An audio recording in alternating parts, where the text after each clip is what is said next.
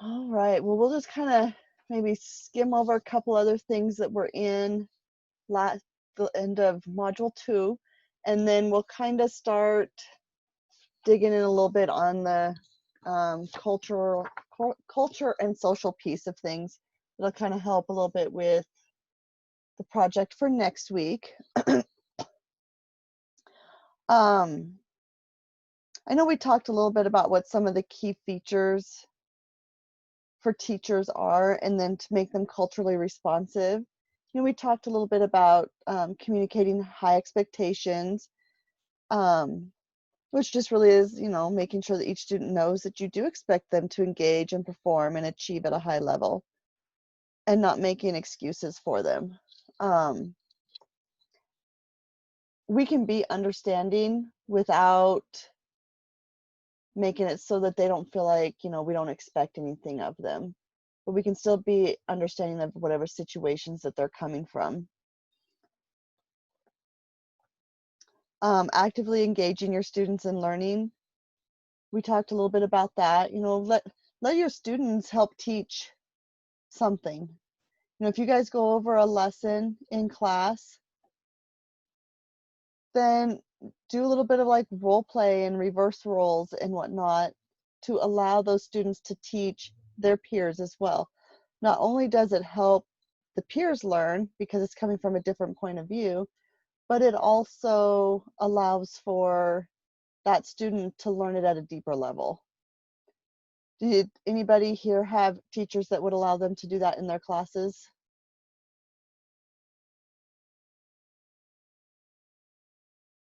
So a little bit of both, some head nodding and some head shaking.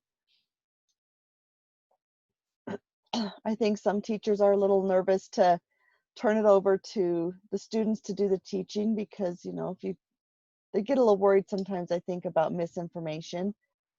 But those are always ways that we can even correct learning and help students learn at a deeper level is by correcting what maybe they've said incorrectly, because maybe they have a misunderstanding about it or didn't quite understand the concept. So being able to do that can always be really helpful, because we all know we probably learn best from our mistakes anyway. Facilitating learning always kind of goes hand in hand with all of that. Understanding the assets and capabilities that students' families bring into their parenting. Get to know those different cultures. Even inviting those families in to share a little bit about what their culture has that's different than maybe the majority culture. Like we talked a little bit about on Tuesday, educating people actually helps them understand why we're all a little bit different. I know we've talked a little bit before about how a lot of times people fear the unknown. So when they don't know about those other cultures, they do have a tendency to fear them and they don't want anything to do with them because of that fear. So encouraging them to learn about those different areas could just really make for a much more collaborative classroom, and eventually like the whole school would just work together so much better. Trying to connect what you're teaching with the lives of your students. I think that one can be kind of a challenge sometimes. But if we can try to do that, obviously it makes it a lot more interesting to the students when they can see that connection. I mean, I know for most of us, like, okay, why did I have to go through Algebra 2? I don't use Algebra 2 in my everyday life. But if you can find a way to anchor that and say, hey, yeah, you're not going to use this too often, but you might use it once in a while, and kind of show them, where you would use it. And and showing those importance. I know I've worked with a lot of students before that they're like, why do I even have to have this class? There's no point in this class. I'm never going to use this stuff. But if you can find at least one way where you might use it that's common, it makes it a little bit easier to understand that way. Um, letting students participate and giving them the floor is always an important thing to do. Sharing control of the classroom. Have like a student leader for maybe it's even just for an hour, but letting the student lead what's going on, kind of lead the lesson. It really kind of gives them a little bit of ownership in what's going on and can explain things from kind of their point of view. Engaging in reflective thinking and writing. Obviously, we're going to be doing some of that in this class where I'm having you guys kind of reflect back on yourselves and noticing what you're taking from all these different conversations. Those are important because it really brings up a lot of self-awareness. And when we have that self-awareness, we can better understand what's going on for other students as well. Anybody have any thoughts on those so far? Agreement, disagreement?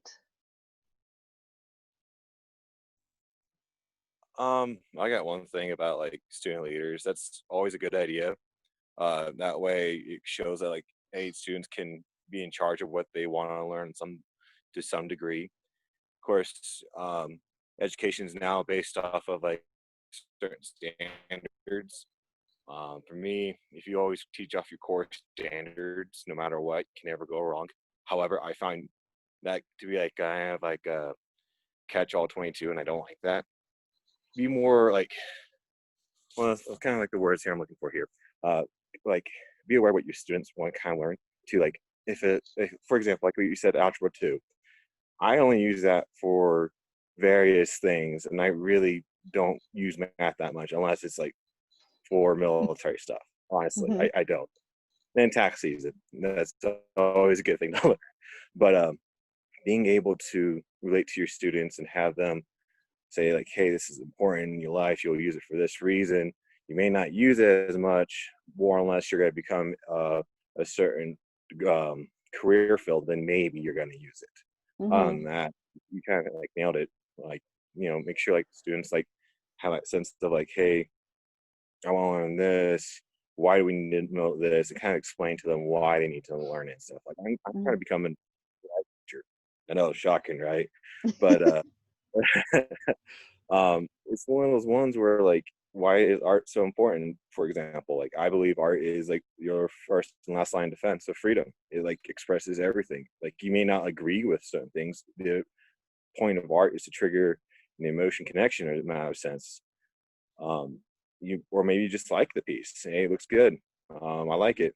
But for me, it's more the lines of like it defines who you are. Like in like 1940, uh, German in Germany, there was a guy over there who didn't like people doing certain art. You had to do certain types of art. Don't do that, and that because of that, there's a lot of restrictions.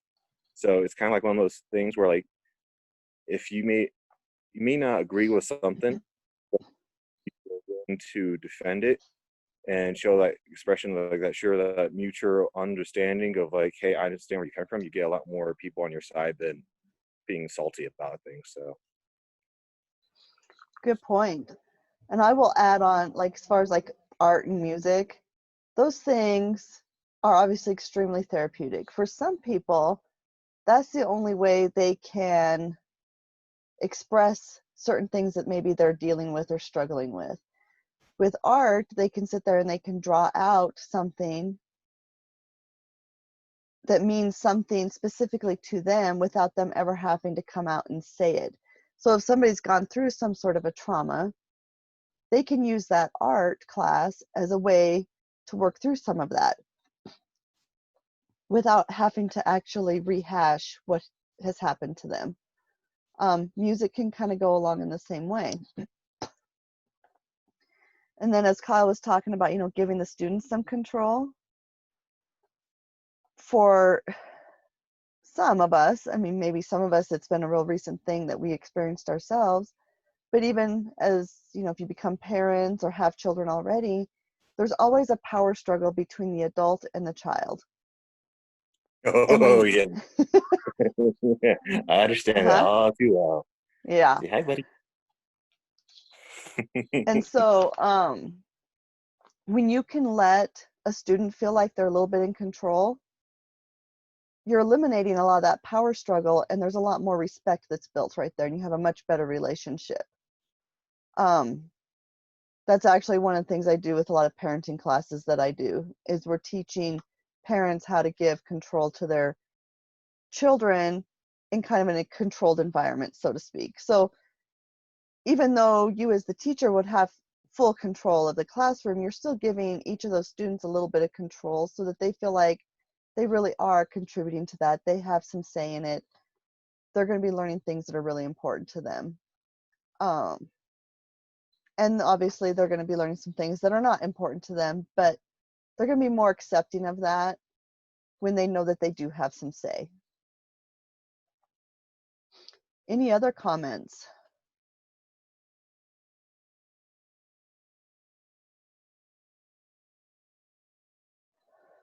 All right.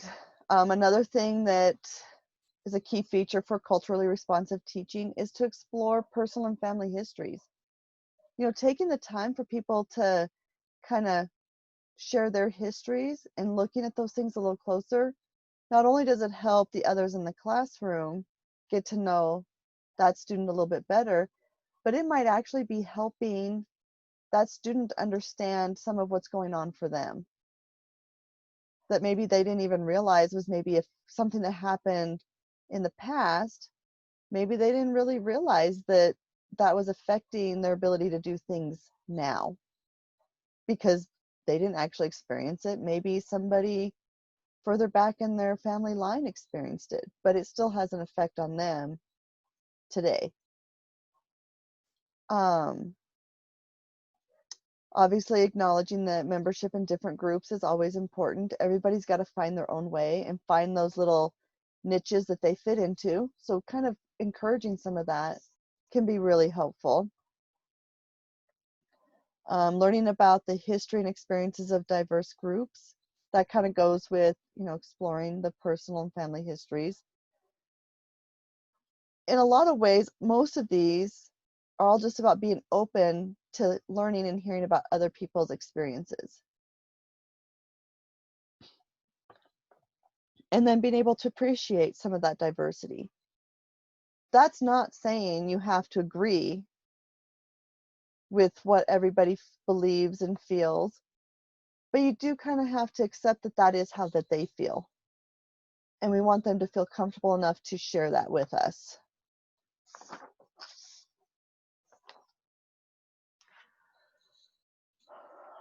I know a couple of the other articles that were in there kind of talked about how different countries are really working towards having those types of teachers in their classrooms. Um, New Zealand had one where they really focus a lot on the student-centered learning and flexible curriculum and teaching for a multicultural world. I'm not sure that that's one that we see too often where they're really encouraging that kind of education and even doing some of that practical experience in the classroom. It's one thing to sit there and learn about things, but to actually be able to do them makes a huge difference.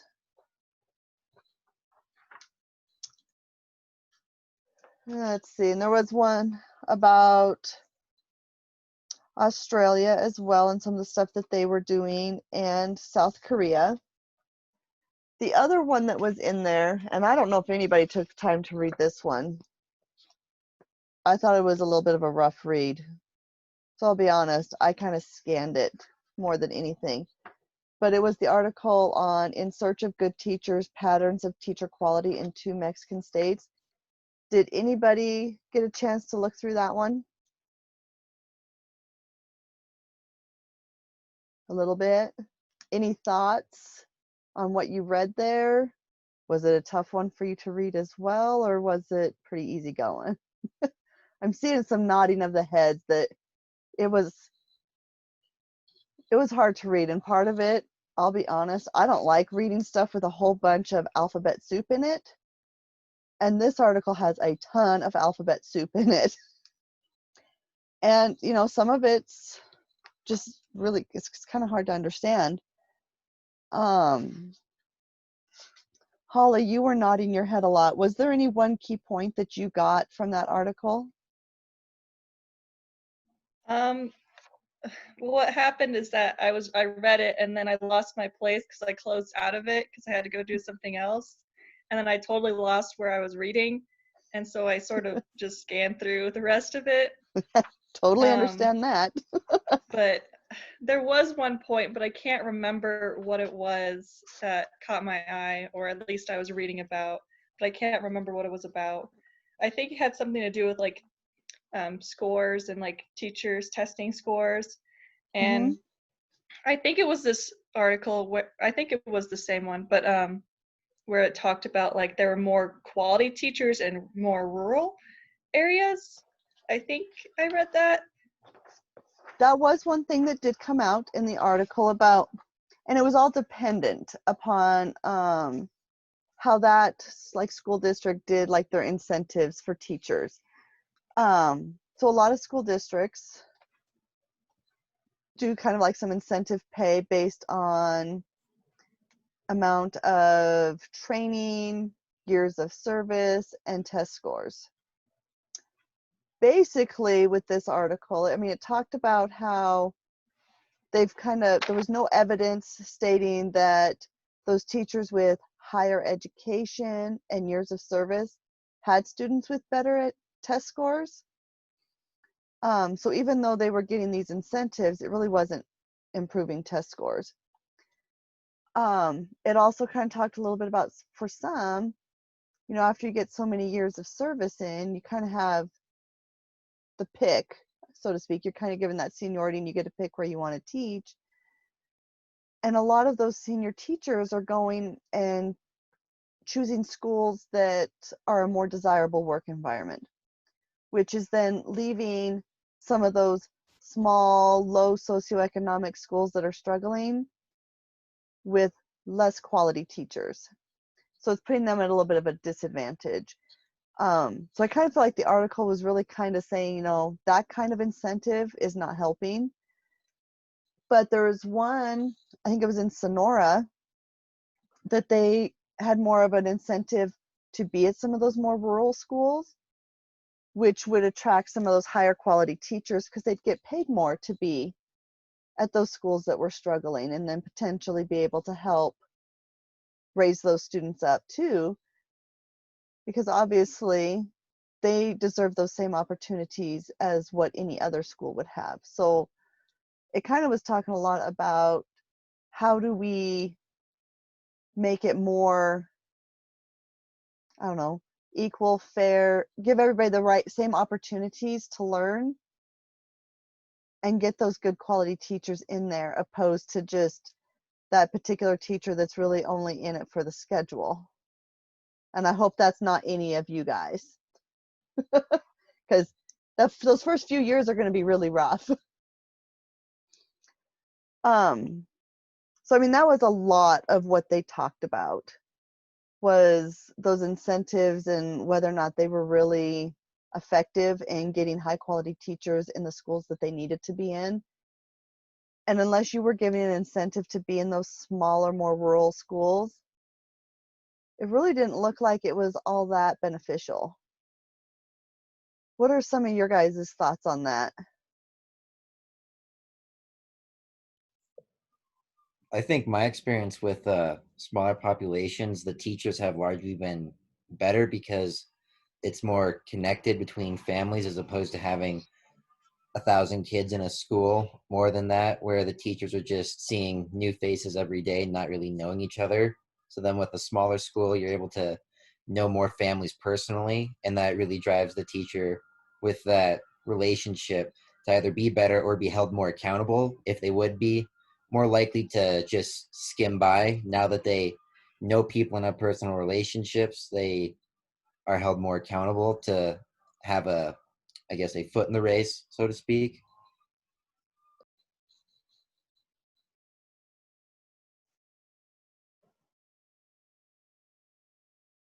I like what you said there, Scott, because you do have a smaller class size if you're in a smaller school, which can lead to actually a lot better learning, because you can do a little bit more of that one-on-one or small group type learning, which is very helpful. And you probably do have a little bit more buy-in and commitment to those schools. um, I think the struggle for a lot of places is a lot of times those smaller schools pay less. And so a lot of teachers, because obviously being able to be financially stable is really important, they will look for those school districts that do pay a little bit better and go to those bigger schools. And maybe, they may not even be nearly as happy in those bigger schools, but they'd be making more money. So it's almost like they almost need to maybe go through and kind of, I hate to say standardize, but to make things more equitable for everybody and everybody to have those same equal opportunities, they almost need to standardize the pay across the board so that if you're in that small school, you're still going to be making the same that you would in that bigger school. Maybe have a little bit of difference based on cost of living for the different communities, but make it attractive to go work in those smaller schools. Yeah, I mean that's what I was gonna say is that a teacher making a lot less than someone in New York in the Midwest, he might be making more than enough to live there comfortably and is having a great time, whereas somebody in New York making a lot more might still have to take another job on the side to afford their rent out there. Right, exactly.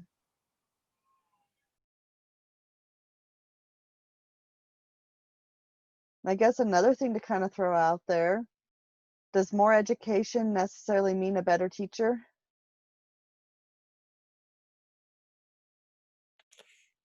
That's a 50-50 in my opinion. It is like Mm-hmm. just with my own personal life experiences, I've noticed that um, how work really is. It's either you're paid enough to because you know the book smarts about it, or you know the actually hands-on part about it. If I was an employer, if I wanted someone to know just strictly about the books, I'm gonna have someone with a degree. If I want a workforce, I just need the hands to do the job because it's not that hard. That's what I'm gonna go for. But if I can find like the unicorn, in my opinion, which is someone who has a degree and the work experience with that career field, that's the more ideal candidate. Because they know the books, they know the education part about it, they know the hands-on part about it. Because as some of us may know, just because something's written a certain way doesn't mean it's necessarily correct. Like being in the military is a great example about this. Half Mm-hmm. the crap that we're given does not work, or it's broken, or it's outdated, and we have to make it work because we don't get much funding, period. So we use stuff that probably should have been taken away about 10 years ago, and yet it still works because of the duct tape and WD-40 we used on it and various other things, physical suasion like a hammer to get it to work. So, just saying. I feel that sometimes the more education that you do have, the better it can be, but I don't strictly think that that makes you a better teacher. I think that a lot of the time it has to do with experience and how you are with students. But that comes with the more you teach, but I don't know. I don't think that uh more education or the more you learn about teaching can make you a better teacher, but it can definitely help. I agree with you, man. You kind of hit it right on the head because, like, um, if I had like a doctorate in whatever field versus someone who's been doing, and I have no clue about the hands-on part, um, then only just know the book smart because the book is only updated every 5-10 years. So there may be something I just learned that is now obsolete in the career field. Like you said, just because you know from the book of knowledge right there doesn't necessarily make you a better teacher. For me personally, what makes a better teacher is being able to go to your teacher and ask them, "Hey, I'm struggling with this. Can you please help me? Can you please make time? Can I please come in after school, before school, et cetera, et cetera?" And that is what would make me a better teacher too.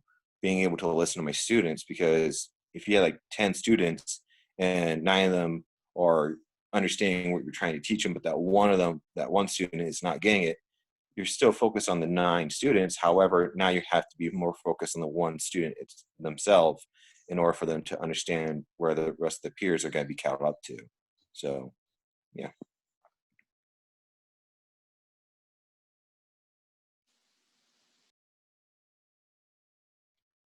It's like a lively bunch of classmates right now.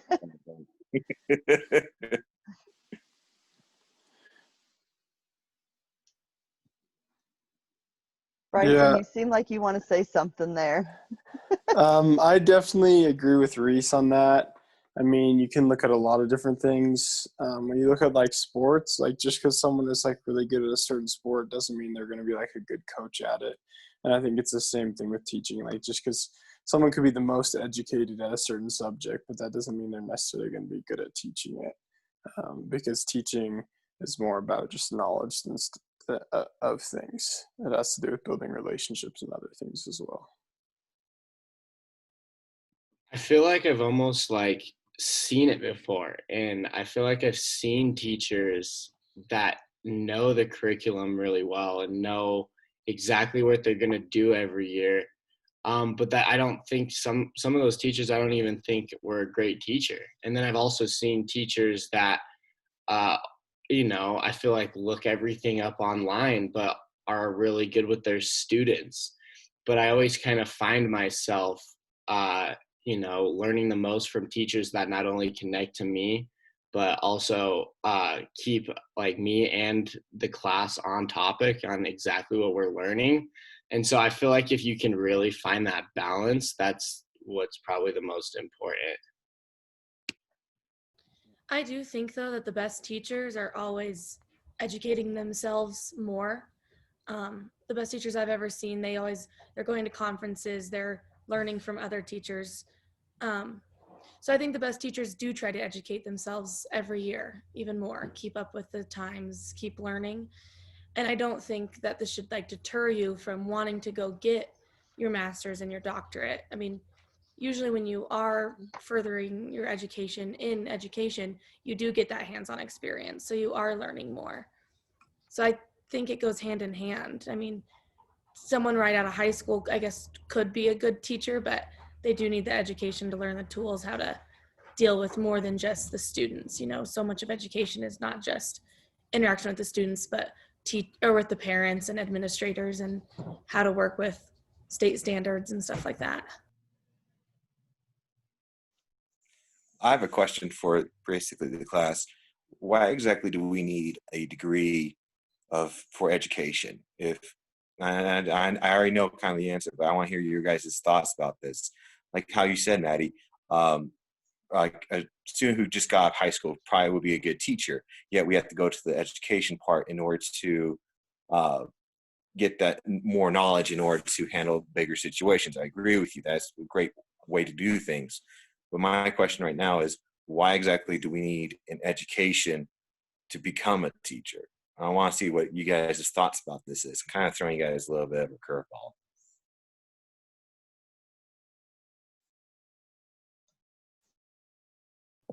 I mean, even though we are basically adults right out of high school, we're legal adults, we still don't know jack about a lot of the world. And so helping real world experience is kind of necessary. I mean, obviously there's some people that are cut out for it right at the get-go, but a lot of time people need to gain a lot of real world experience listening from other teachers, people who have been in it, or other adults who've been in it for a lot longer than they have.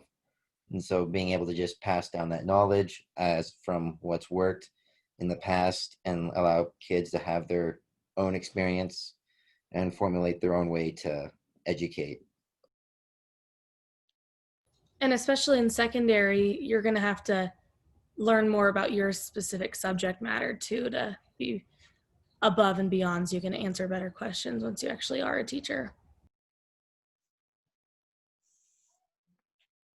Yeah, I like you guys' responses. Very awake, yeah. Real quick, just so I think that I'm pretty much the oldest student in this class. I'm actually 30. Hard to believe, right? But you guys are right. For the ones who are straight out of high school and you're learning about the world, like here's another thing that most of you are kind of, I think that you guys need to understand too, is the people that you have in your classes are can be your great friends and make goals great networking. Hey, like you having trouble with one specific thing to teach your students, or you remember someone from your class was able to just get it all out there, and everyone's just like, yeah, that person got it. We know how to do them. You contact them and say, hey, how'd you do this? Did you do the same thing? It's called networking. And when you have more networking with amongst your peers and other teachers by going to those conferences, like you said, Maddie, that's an excellent way for you to always keep learning, keep growing. Once the day that you stop learning is the day you stop becoming a teacher, in my opinion.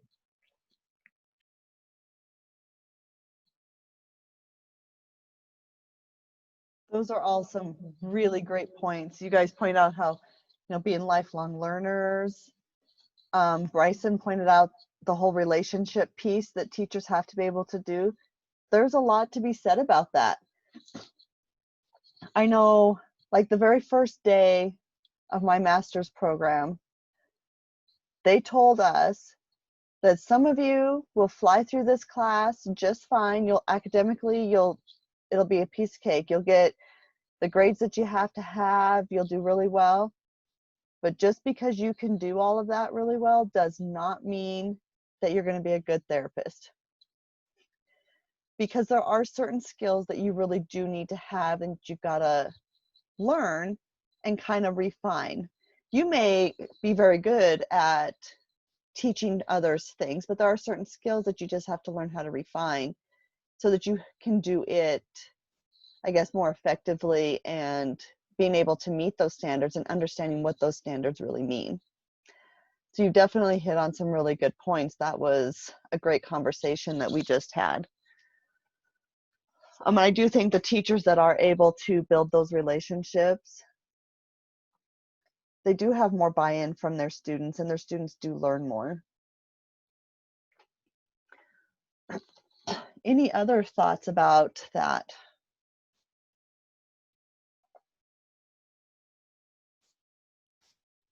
Okay. Well, I did kind of want to just touch in on some of the stuff that's kind of for next week, because we'll spend most of our time doing those cultural autobiographies next week, opposed to, like, I don't know, sitting and having kind of a classroom lecture, so to speak. And I don't know if anybody's had a chance to kind of dig into Module 3, but there are a few things that I think are really important to kind of look at. Let me just kind of pull up some of these things. So there's different like group identities. And obviously this list that they have in there, in fact, let me just get on here and maybe we'll look at it so we're all looking at it together. There we go. So there's this list with group identities in it. And obviously this is not an exhaustive list. I mean, there will be things that will be missing. But when we look at it, when we think about race, a lot of times it's either, a person is white or a person is of color. And if you get into a little bit more detail, it gets, I guess, narrowed down a little bit more. And obviously, there's still more that would go in there.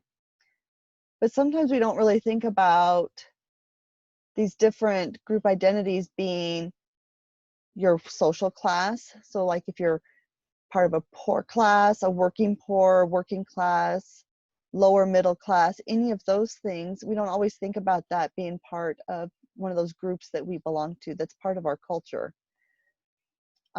Gender falls in there, and obviously this does not have every gender identity listed on it either. Or sexuality, that's another thing that does fall into our culture. And some of that could be based on whatever we identify as, but also maybe even based on what was considered acceptable and not acceptable as we were growing up. And maybe we don't have those same beliefs as maybe our parents or grandparents did, but it still plays a part in our culture. Our religion plays a big part in our culture, whether we observe it now or not, it still plays a big part in some of our beliefs and how we were brought up. Ability is another one. This is something that we don't always think about either. If we're able-bodied, we don't think about a lot of times what it's like for somebody that does have a physical disability or a developmental disability, or even somebody with a mental disability. Anybody that has a mental health issue has something else in their culture that is different from ours, and that's something that we can't always see. Nationality also plays a big piece in our culture. So those are just some of those different things to kind of keep in mind, especially when you're looking at doing your autobiographies. You know, where did you fit in all of these growing up? And where are you at now? Because obviously some of this stuff is a little bit fluid. You know, we may have come from a working class family, and now maybe, you know, COVID has happened. Maybe we're a little bit more towards like the working poor, or maybe we're really struggling right now. You know, a lot of those things can change, especially if families in oil field that kind of is very cyclical and has a lot of ups and downs. Or maybe things are going really well, despite of the oil field kind of crashing and COVID happening. So those are, to me, those are kind of fluid. Ability can be somewhat fluid as well. I mean, you could be able-bodied and maybe had an accident, and now you do have a disability. Or maybe you have found ways, you have a disability, but you found ways to accommodate that, and you're very able to do everything.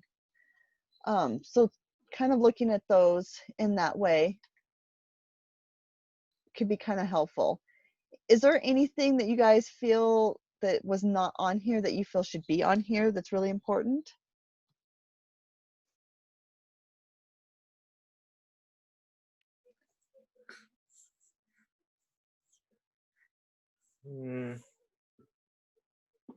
Maybe like something like a life experience that kind of changes you a little bit. That could be one. It's kind of hard to really put that in there because that's so vague and it's really difficult to do. But other than that, I think that you have a good list on there. I think that it covers the basics and just elaborate on it, and that way we can make it our own. Right. And you got a good point with like life experiences, because those can really change us. For some people, 9/11 changed a lot of people. Anybody that's experienced any type of trauma or knows somebody who's experienced some kind of trauma or a natural disaster, those are things that kind of can change the way we view things. And those are important things to put in that cultural autobiography, because it does show more of who you are. And maybe it's something that has pushed you to go the way you're going. All right. Another thing I do want us to look at is your class privilege. So privilege is one of those things that's obviously been a very big topic, I feel like, now. Privilege was not something I had ever really thought about, honestly, until I did my master's. It was not something that was right there in front of me. I mean, I maybe knew about it, but it wasn't right there staring me in the face. So one of the things I want to talk about with privilege is just looking at what privileges do you have and how can you use those.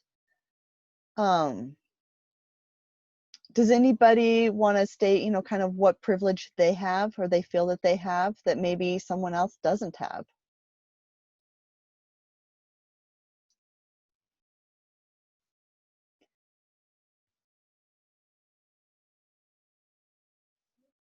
Okay, I guess I'll go.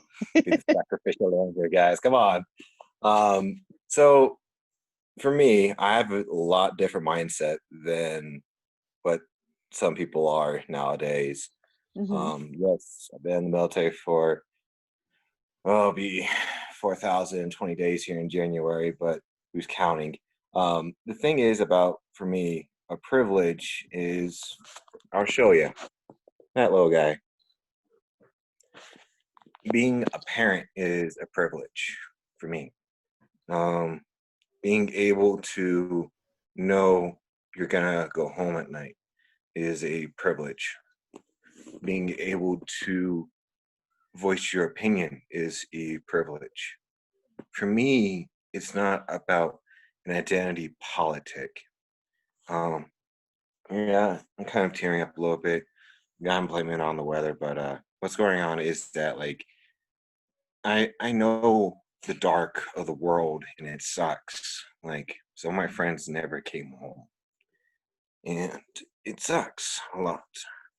Um, but it was a choice that service members we make.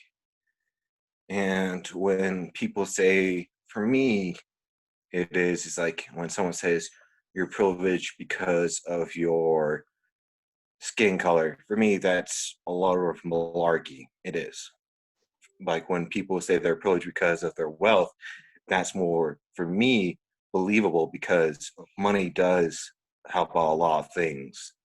Like I'm not gonna lie to you guys about that. Money does help out a lot. I know what it's like to know I'm gonna have food on the table. And I know what it's like to miss meals.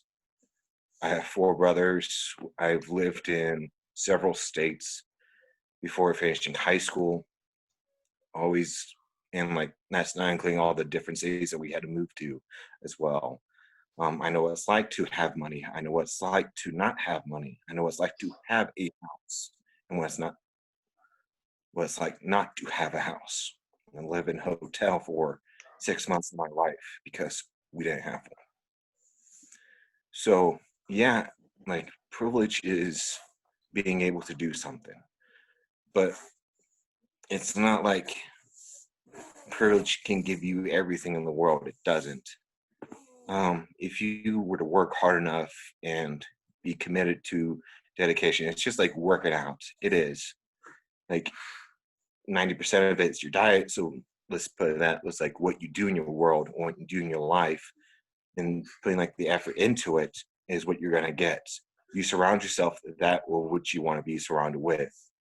So if I dress with a whole bunch of holes in my shirt and bad jeans, do you think I'm gonna be able to be socially acceptable to go to a fine dining restaurant? No.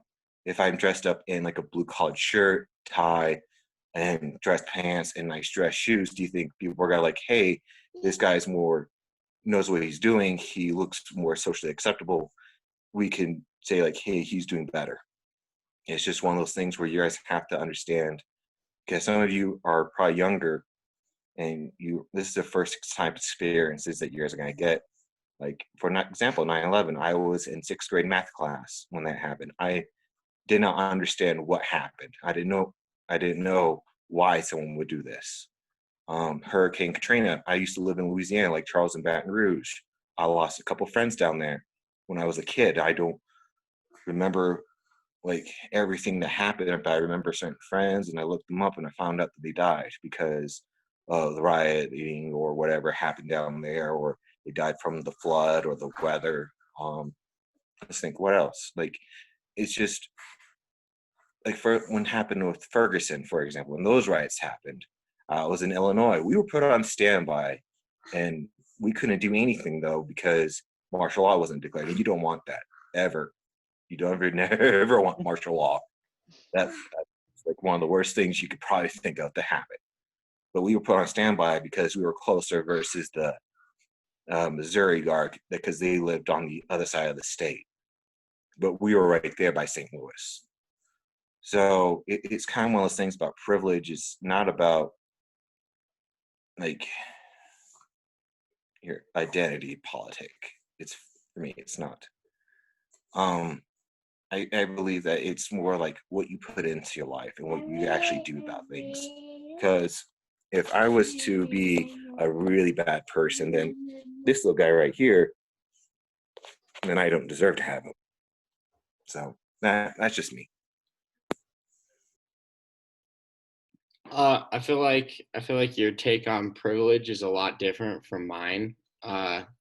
I feel like, when I think about privilege, I think about things that, I have in my life that almost exactly was given to me. And when I think about that as a student at the University of Wyoming, I think I feel like I have a privilege of knowing Wyoming well and knowing the campus well, as other students may not know as well if they're new here.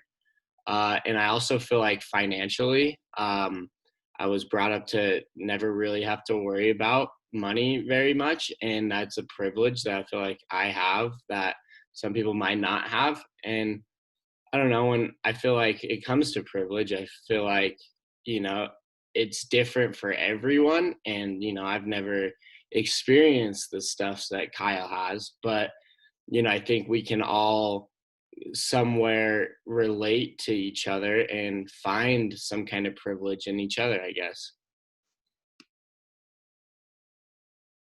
I agree with you. That is an excellent way too. And like you said, like we don't have the same experiences, but we can still agree on things. Mhm. And how you use the university, that's a great example like that one. Because like being on campus is a lot different versus someone who's not on campus. I used to live at Central Wyoming College for like one semester, and then I moved out because I wasn't ready for that because I was young. Like how you said, like how you take your ways are different than mine, which it's true. Like how you just said, it's just different, and yeah, I can still accept that because hey, we are different. If you're all the same as me, then the world would be a really dull place. We'd be all like against the world in that sense. But I like that. I like how like you were able to tell me a little bit different, and I appreciate that. So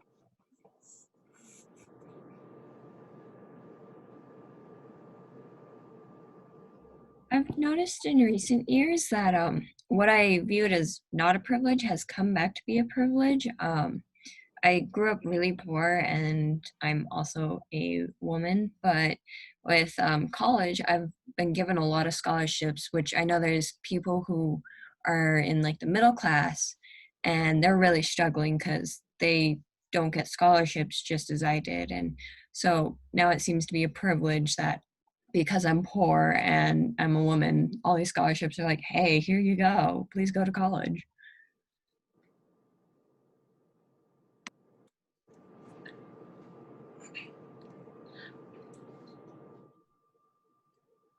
I think for me, a lot of it comes from like understanding the ways in which you're privileged or privileges that you have, like understanding and accepting that they do impact you and people around you, and that you can gain from that. I think just understanding the fact that like that there is such a thing as privilege based on whatever it is you were born with, or whatever it is you have inherently. Like I think understanding that and being conscious of it is part of knowing like the privileges that you have. I don't know if that made sense, but Mhm.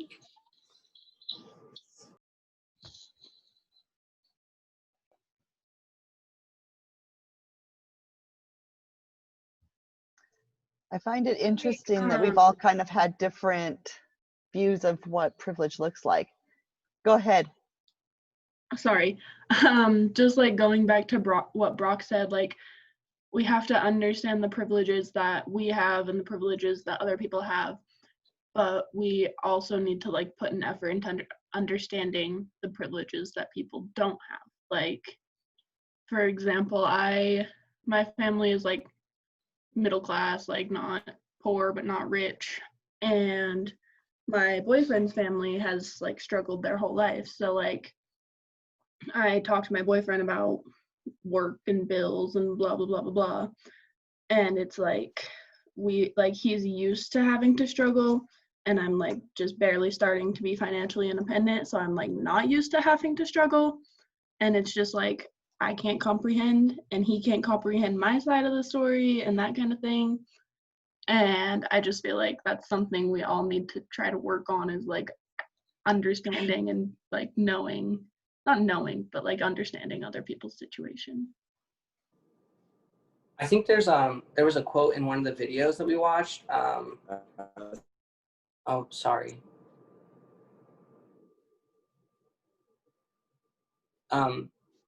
Yeah, I think there was a quote in one of the videos that we watched that was like saying you should. It was like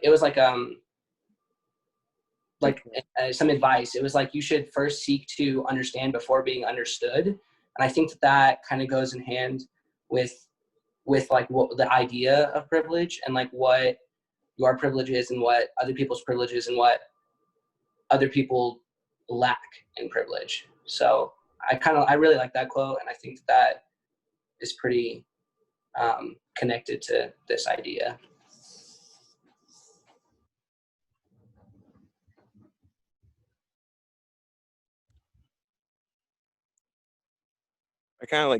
I remember seeing that little quote that you said there, Brock. There's being able to being understood is first to understand other viewpoints. And that's very key. Being like, I keep referencing this because it's very true. Like the military, it's a very small melting pot of like everything. We had everyone from around the world. I had people who were from Iraq that were serving the military with me as well. So they were U.S. citizens because of that. So it's one of those deals where like you have to understand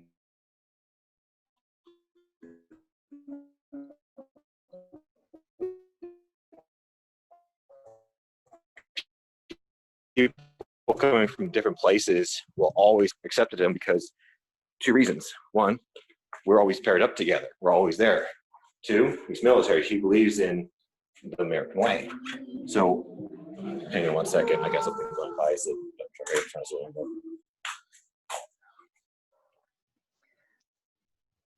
I think something else to kind of keep in mind too, like Kyle talks, the military is his culture. That's going to be a very big part of his culture because it is totally different. Those that are in the military have such different experiences than what those that have never been in the military have. And those are things to really keep in mind, because you'll have students whose parents are military, and being able to understand what they're going through, especially during a deployment, is going to be really important.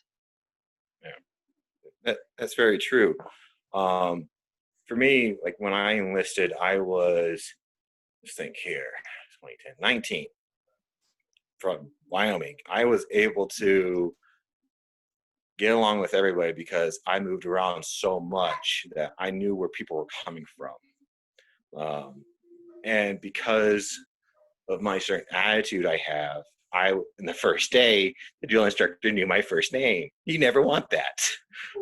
So over the years though, being able to relate to somebody because you understand where they're coming from or understand their viewpoint can make you a better leader. Teachers, like, what we have to understand is when we become teachers, there's two types. There is the boss type teacher, which tells you what to do, how to do it, and that's it. They don't care. For me, this is an analogy. The other one is a leader, a mentor, someone that actually teaches them and connects with them. If you were able to have a connection with a teacher that's more approachable, hey, you understand them, maybe you're not doing the best in their class, but you still like going to their class. That means that student is willing to learn from that teacher. Now, if the student is having a hard time and you're the teacher, you have to understand how to connect with them and being able to show them how to do the work correctly. But say, for example, if a student gets nothing but A's, and that student A, and I go with student B only gets C's, but student B actually understands from their mistakes and the failures that they had.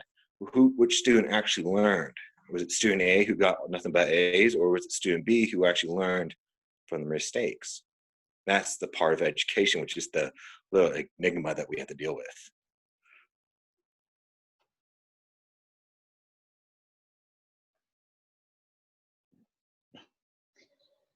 Anybody else want to share anything on privilege?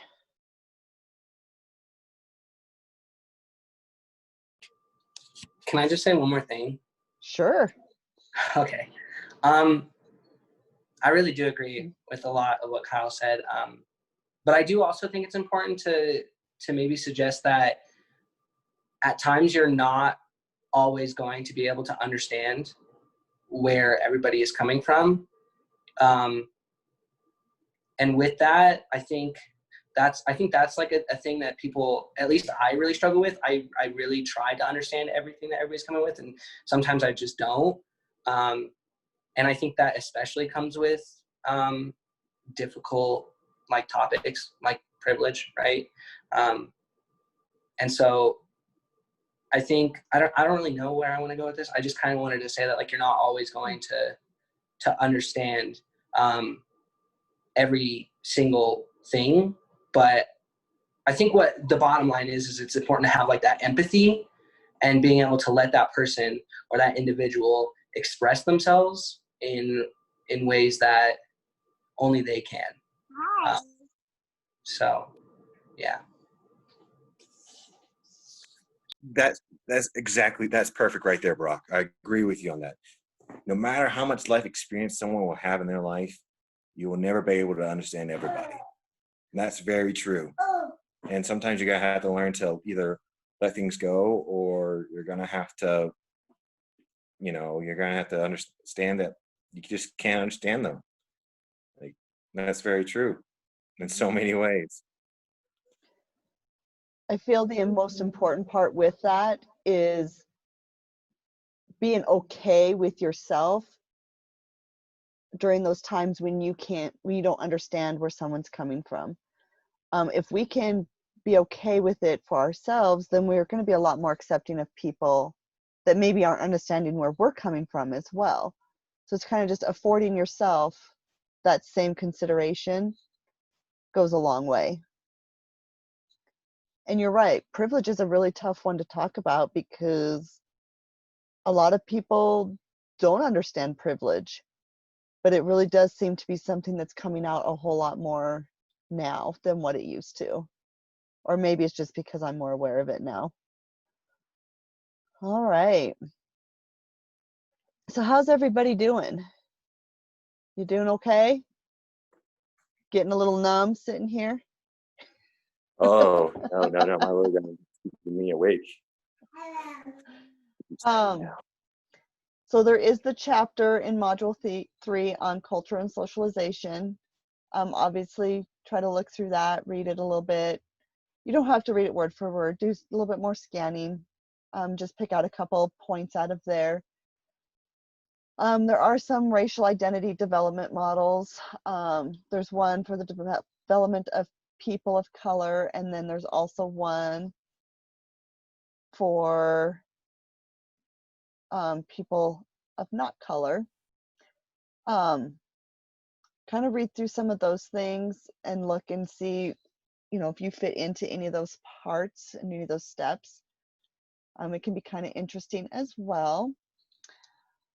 I did want to kind of touch on a couple things as well. Obviously, we all know that UW just went on a pause last night. So like phase 2 is already going to be delayed for going back to campus. I'm still hopeful that that doesn't put us delayed, but I do want to put that out there that it's always a definite possibility as much as we don't like it. And I guess I want to open it up to if anybody's having any thoughts or concerns about what that might look like.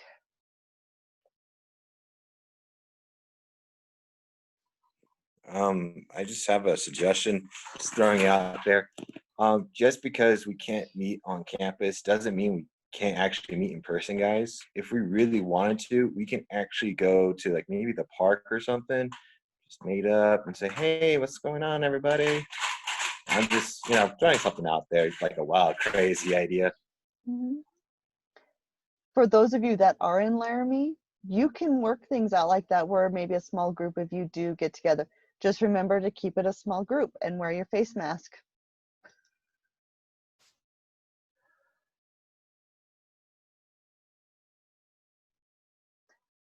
I also kind of want to just reiterate, if something comes up and you guys aren't able to be in class, please don't hesitate to just let me know. We're going to work around that. I'm getting in a pretty good habit of always recording our class and then posting that online. I know that people have had a lot of internet issues, like I mentioned earlier. Life happens, people are dealing with different things. And there are going to be times when we're going to get sick, whether it be with COVID or something else. It's okay if you have to miss class because you're not feeling well. You do need to take care of yourself as well, or if you've got something else going on. All I ask is that you guys are just open about it and let me know. That way I don't have to kind of worry like, okay, why is someone not here and they haven't been here all week? Then we tend to get a little concerned about our students that way. Any questions or concerns about the autobiography for next week? Have you posted yours on Wild Courses yet?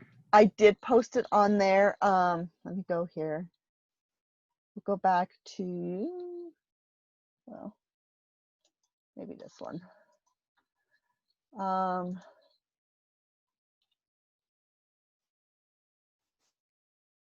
So it is,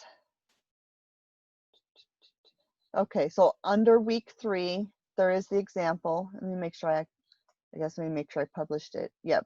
Okay, you guys should have access to it. So that one is right there. Like I said, that's kind of it's kind of pretty basic one. But it gives you a little bit of ideas. I will put together like kind of a sign-up sheet for you guys to get on and just put down when you would all like to do yours. Obviously, it's going to be real optimistic that we're going to be able to get through all of them next week. I don't honestly see that happening. It'll probably go into the next week as well. But that's okay. We'll adjust to make that all work out for us. Because I do feel like we'll get some really good conversations that will be really helpful when you're in the classroom with your own students and just having some of those understandings and shared stories, that you'll have a little bit more exposure to some of that. Any other questions?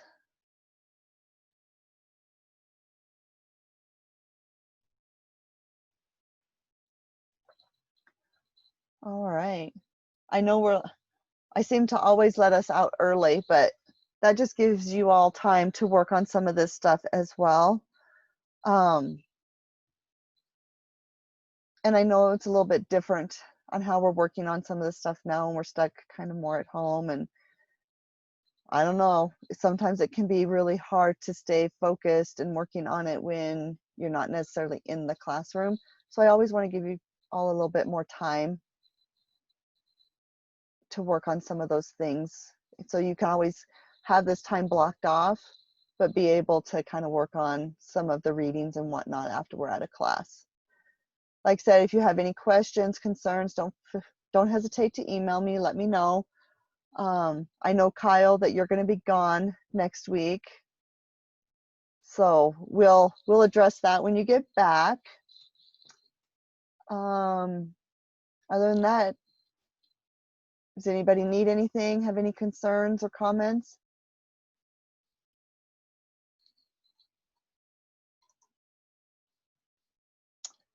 All righty. Well, I will let you all go, and you can spend the next few minutes that you have extra and either work on your readings, take time to stretch and take a breath and do a little self-care, and go about the rest of the day. All right, guys. Have a good one. Bye, guys. All right, good. Let me get some eggs going.